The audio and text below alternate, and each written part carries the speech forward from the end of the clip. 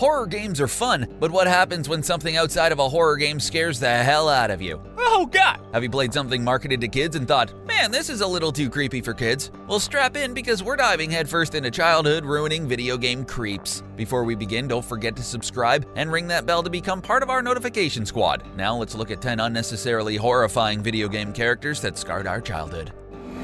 Dead Hand. Ocarina of Time is boasted by many to be the best Legend of Zelda game, and while there are plenty of contenders, it's certainly one of the best. The game takes a darker tone when you enter the well to retrieve the lens of truth. You are faced with Dead Hand, a white blob-like monstrosity with a long neck, black eyes, and bloody teeth. In the fight, there are long hands that will grab you and hold you in place, while Dead Hand shuffles towards you, and it's by far the most disturbing thing in the game to see this blob slither towards you, only to take a bite out of you. Creepy boss, creepy level. All in all, you just want to nope on out of there.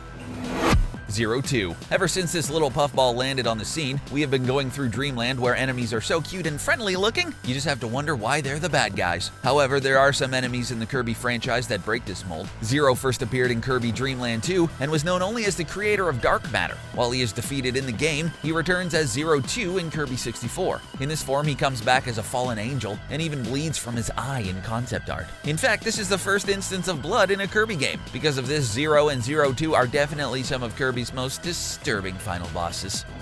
Clanker.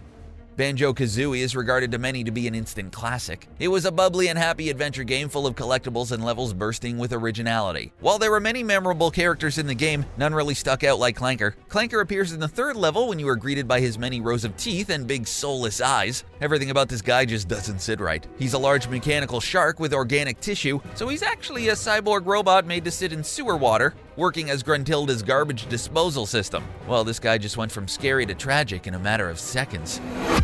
Conquer Zombies. Conker's Bad Fur Day might not exactly be a kid's game, despite the Banjo-Kazooie-like visuals. It's actually a raunchy, adult-themed adventure where you play as an alcoholic squirrel, and we're just skimming the surface. In the game, you go through a lot of misadventures and meet a lot of interesting characters, but one of the enemies you meet in the game can be downright unnerving. The zombies you kill in one level of the game have a frightening amount of detail in them. Considering the game was released for the N64, they lumber towards you in classic zombie fashion. Their heads and rotting corpses are enough to put anyone on edge. The Moon. Out of all the weird oddities in Majora's Mask, none are as unsettling as the Moon. Link has to save the land of Termina like the hero he is. All the while, the Moon, with its large eyes and grin, stares down at you from the heavens, slowly crashing down upon the town. As if saving the world wasn't stressful enough, you have to do it while the instrument of your demise is staring right at you, no matter where you are on the overworld map. It's just staring back at you, waiting with that menacingly look. Honestly, it's no wonder most of the people in Clocktown decide to bail on the last day. Yeah, I'm with Clocktown. Let's get the hell out of here. Redheads. Zombies are scary, no one's denying that. We have been told in movies, TV shows, comics, and plenty of games to know that zombies are not our friends. The way they look, the way they sound, and how they move send even the most brave people running for the hills. However, the scariest zombies are by far the Redheads from The Legend of Zelda. Redheads are no laughing matter, especially the ones from Ocarina of Time. If they see you, they let out a terrifying shriek that freezes you in place. No one would blame you if you wanted to turn the game off right then and there if one of them caught you.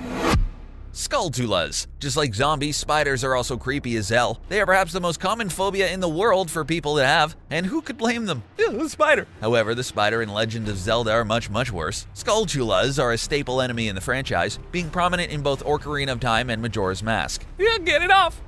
You could be minding your own business when all of a sudden, blam! This giant spider comes down and blocks your path. It's a creepy crawly through and through.